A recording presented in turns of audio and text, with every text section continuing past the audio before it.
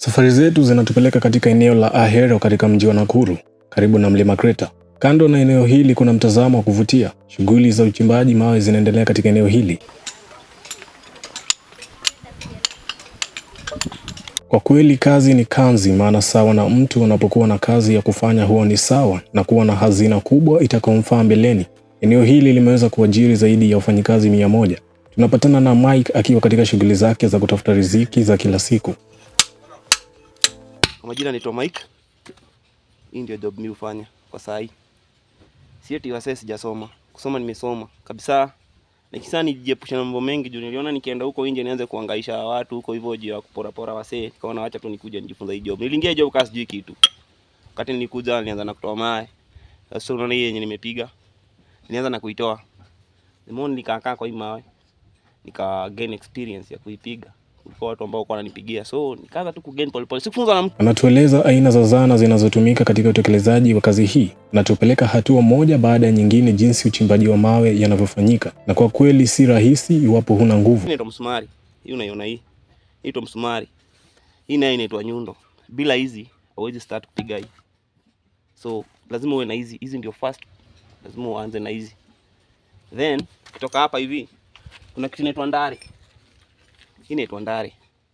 Inaweza kuwa ndogo, inaweza kuwa kubwa, kaa hii. Haya, tunatoka hapo hiyo sasa nitakwambia kazi ya hii ndari. Already nimekwambia kazi ya hii ni kudrill. Venye hivi nafanya. Hivi sasa. Hii una drill nayo. Hii natumia kugonga. Hii inasaidia kudrill hii mawe. Ni ngumu. Haya. Nikishamaliza kudrill, nachukua hii. Kama unaona hapo kwa photo kau utafuata hiyo video. Angalia hapo kwa nini? Tunaona hii ninaitumia kwa hii shimo yenye nimedrill. Then naipiga na kwama. Nitakuonyesha next. Unikisha kwama tunachukua hii. Hii sasa ndio baba yao. Msee kama unakula mchele, ndani kwa unaweza hii kitu. Hiki tunataka msee umejitolea uko strong nini. Pia bado ni gym. Si lazima uende kubeba na chuma huko hivyo juu. Si wengi wanaweza afford gym. So hii nitaitumia nikishaweka hii. Nikishaweka hii, nitatumia sasa hii. Nitatumia force yangu kupiga hii. Then kipiga hii kitu itatokana katikati. Hiyo nini ya kwanza nimemaliza. Nitakuonyesha tu. Then kishagawa, hii ni mawe. Sasa napima 2 hivyo. Kisha pima 2 kama unaona hapo hivyo. Inaitwa 6. Inaweza toka 9 ama 6. So nikitaka 6 napima hivyo. Vidole zangu zote 5 lazima zitoshane hapo hivyo. Niigawe mara 2, niweke hapo hivyo. So tunaanza. Kwa wale ambao walifanya somo la jiografia, hapa ndipo unaweza kutumia maarifa yako kuchimba mawe. Hebu tusikize aina za tabaka za mawe ama layers of stone kwa lugha ya Kimombo. So nikitaka kuanza mwanzo venye nimekwambia, huaga ninachimba ile mchanga kwanza. Ile ni mchanga iko juu mrefu. Kama vile uliona ile ni mchanga. Hii ni ile ya kwanza nimekwambia ni red, hiyo ni soft color. Kwa watu wanapenda colors nini. So nyumba unaona zimejengwa cities na kaa smart. Hiyo ni color. Unaweza kuta ni red, unaweza kuta ni white, unaweza kuta ni yellow, something ka yellow hivyo. Whatever, hata ni kama venye tu unaona pale mchanga.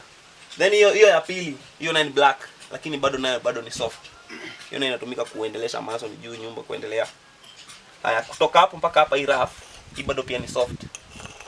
Lakini ni rough. Rough ukiangalia inakaa sandpaper. Lakini ni soft, nyepesi.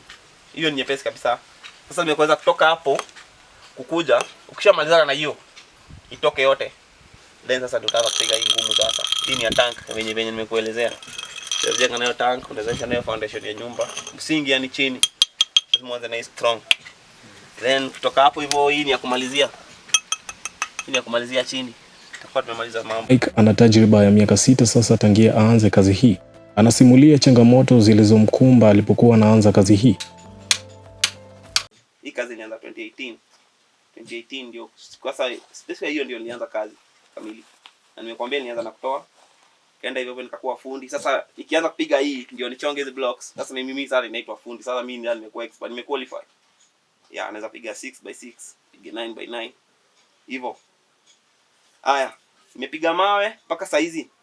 Sasa hivi niko almost miaka ngapi ukicalculate hapo hivyo wewe mwenyewe jijazie kutoka 2018 hadi kwa 2024. At least unaona hata nimekaa almost 5 years kwa mawe. Experience niko nayo. Nikakuja hivyo mpaka saa hizi. Nilianza na kudrill. Drill ya kwanza Ya kwanza yenyewe nilijigonga vidole, juu mtu alikuwa anajigonga hapa hivi unafura hii mkono. Juu hujazoea, juu wakati unagonga hii una miss unagonga kidole yako. Unaona? Wakati unagonga hii msumari, be careful sana. Juu unaweza gonga vibaya. Hizo ndio challenges zinakuwa kwa hii mawe. Challenge ya pili, kwa hii mawe, kwa hii kazi. Yenyewe hii kazi bana, ukiangalia huku mahali unaona kama mashimo zinaogofi yenyewe. Lakini si eti zinaweza kuangukia, chenye tu tunaogopa tu ni kitu sitoke pale juu kama something, yani kitu yote tu yenye za kuaffect ikuangukia hapa chini. Hiyo ndio kitu lazima watch out kabisa. So wakati unafanya hapa, usiweke tu macho hapa chini, angalia pia juu. Umeelewa? Pengine unashangaa iwapo Mike anafanya kazi peke yake, lakini la. Tunapatana na Fabian ambaye pia anafanya kazi hapa. Kazi yake haswa ikiwa ni kubeba jiwe moja baada ya jingine kutoka chini mpaka juu, zinapofaa kupangwa zikingoja kusafirishwa kwa lori zinaponunuliwa. Yeah, so mimi naitwa Fabian ama ukipenda unaweza niita Fabi. Nilianza hii kazi 2018, that is 1 year after nimaliza high school. So direct nikaingia Kware. Na nikiingia hapa nilikuwa kama mtu wa mkono. Mtu wa mkono anafanya kazi ya spade. So unachimba mawe, kuchimba mawe inafaa unasoma utaa. So inategemea na venye tajiri huwa anataka. Maybe wengine wanatakanga maybe 6 unaona, so unapima venye kuna venye wanapima na vidole. So 6 ni kama hii yenye iko hapa. So unahesabu kama hizo 6 kutoka juu hadi chini unachimba. Anatueleza uzoefu wake na changamoto zilizomkumba alipokuwa anaanza kazi hii. Nikiingia huku Kware nilianza kazi ya kutoa ya kijiko na nikaingia kwa ya kutoa sasa. Na kutoa ni kazi rahisi kwa watu wamezoea. Lakini mi first time nilikuwa na experience zile challenges sana, kwa sababu unajua sikuwa nimezoea kufanya kazi mzito. Kumbuka nilikuwa nimetoka shule. Yeah, so I was not open to kazi mzito kama kutoa mawe. So nikikuja hapa, ukiangalia hii mawe, hii ni futi, ona kama mlionyeshwa futi 2. Hii 6 ni futi 2. Mimi naweza toa mawe hata futi 4. Sasa niko na experience ya kutoa mawe futi 4. Unaona? Yeah, niko na experience ya kutoa mawe futi 4 na niko na experience ya kutoa mawe futi 1. So inategemea tu. Na nikianza kazi, penye nilianzia kazi ilikuwa place inaitwa Saba. Huko nilianzia kazi. Na ilikuwa mlima hiyo time. Ilikuwa mlima juu tulikuwa tunapanda mawe na mlima umeshikilia. Unapanda kama umeshikilia. Unaona? Hata hapa sasa nini mteremko. Hii ni kionjo. Aha. Kwa kama ni challenge, mimi naweza sema that kwa mimi kwa mtu wa kutoa, challenge yetu moja inakuanga ni climate. Sometimes climate ikichange, kama unapata climate ni ya mvua, hatu earn because unaona hatufanyi kazi mchana, mvua inanyesha. So hapa inakuanga issue kwetu kwa watu wa kutoa ama mtu wa mkono. So ni lazima ukule uhesabiwe fit. Mkienda pale kwa uwanja penye nilibeba mawe nikapeleka, tunapanga mawe huko. So unafaa unahesabiwa. Like for me mimi nalipa 1.5. Nikianza kazi nilikuwa nalipa 2 bob. So ni 6, kama umetoa futi 600, hiyo ni 600 times 2. Hiyo ni 1200. Kama saa hii josa, the more Kware zinafunguka, the more economy inarudi chini, the more pesa inapungua. So for now unatoa mawe na 1.5. Unaona? Na 1.5 inamaanisha aje? Wanapima futi 1 2 3 60 times 1.5. Kama umetoa futi 60 ni 60 times 1.5. Hiyo ndio pesa yako. Si ndio? Na process ya kuchimba hii mawe inakuanga ni costly sana kwa wadozi, kwa sababu unaona mawe kama hii unafaa unachimba na tinga. Hiyo chimba na mkono. Hii ni tractor. So akishachimba kuna layer ya kwanza inaitwa kegoto. Hiyo ni layer ya red ama white. Inategemea na location yenye mko. So kuna hiyo layer ya kwanza ni kegoto.